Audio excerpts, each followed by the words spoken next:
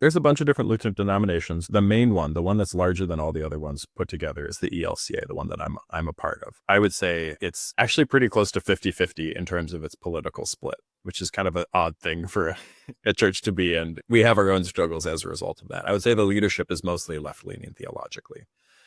But that's the ELCA. We're queer affirming. We think women should be pastors. We think trans people are beautiful and should serve in that role as pastor as well. It's almost like we take seriously Jesus talking to Mary Magdalene and commissioning her as the first preacher. Imagine that. Imagine following Jesus. I think I was less snarky earlier on, but as I've spent more and more time online, I've just become more snarky. So that's kind of the ELCA, right? And then we have LCMS, which is Lutheran Church Missouri Synod. Each synod used to kind of be state-based. So there's like Pennsylvania Synod, New York Synod, Missouri Synod, and Missouri Synod kind of eventually became its own version. It's a much more conservative version of Christianity. They do not allow any queer folks to be pastors. They certainly don't allow women to be pastors within those denominations. I can kind of work with LCMS churches. We're not allowed to pray together. Their pastors are forbidden from praying with us. Wow. Yep. So certainly not, and obviously not communion. They could never give communion to somebody who's ELCA. We would happily give it to them.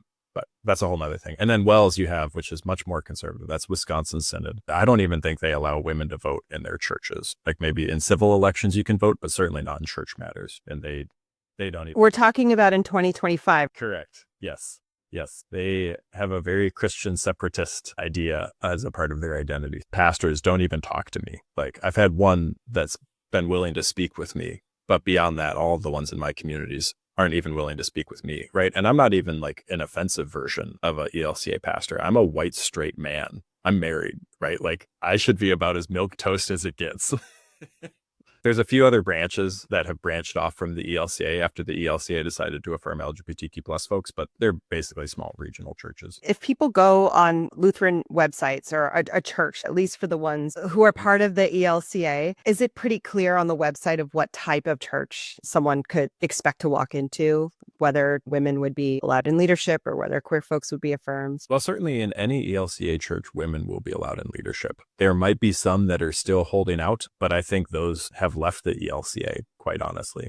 I generally encourage folks, like, look around, see if they have any statements about affirming LGBTQ plus folks, because within the ELCA, it is a mixed bag. We allow churches to kind of make their own decisions theologically.